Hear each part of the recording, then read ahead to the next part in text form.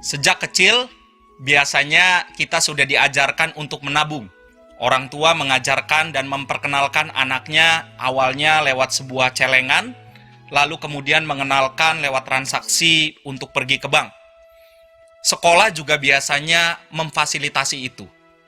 Hal itu dilakukan supaya seorang anak tahu bagaimana cara menabung, untuk apa tujuan menabung, serta bagaimana tabungan tersebut bisa digunakan untuk hal yang penting di masa depan.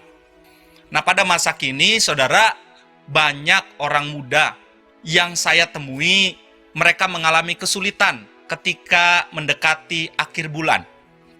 Gaji yang mereka dapatkan di awal bulan ternyata tidak mencukupi sampai dengan akhir bulan. Mereka mengalami kekurangan. Penyebabnya macam-macam. Bisa dikarenakan dia sudah membeli sesuatu, dipakai liburan, atau lain sebagainya. Dan ketika mendekati akhir bulan dan masih ada kebutuhan-kebutuhan yang lain, akhirnya dia mengambil cara dengan menutup kebutuhannya tersebut dengan mempergunakan kartu kredit. Menutup kebutuhannya dengan kartu kredit supaya bisa tertutupi. Padahal dengan demikian, hutang tersebut ditutup kembali lewat hutang. Tagihan akhirnya menumpuk masuk ke dalam email dan orang tersebut hidupnya dipenuhi dengan hutang.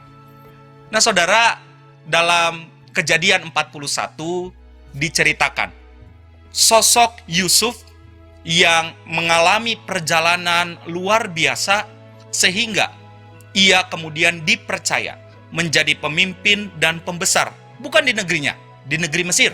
Dia menjadi pemimpin di sana, dia juga menyampaikan sebuah kebijakan atas dasar mimpinya, yakni bahwa bangsa Mesir dan bangsa-bangsa di sekitarnya saat itu akan mengalami dua hal. 7 tahun kelimpahan dan 7 tahun kelaparan. Dalam kitab Kejadian 41 ini kita bersama-sama lihat bahwa itu adalah situasi yang real yang akan dihadapi. Maka Firaun meminta supaya Yusuf bisa memanage, bisa mengelola, supaya 7 tahun kelimpahan itu bisa dipakai ketika mereka sedang mengalami kelaparan. Dan Yusuf menggunakan tanggung jawab itu dengan baik. Nah, saudaraku, hidup kita ini tidak akan melulu mengalami kelimpahan.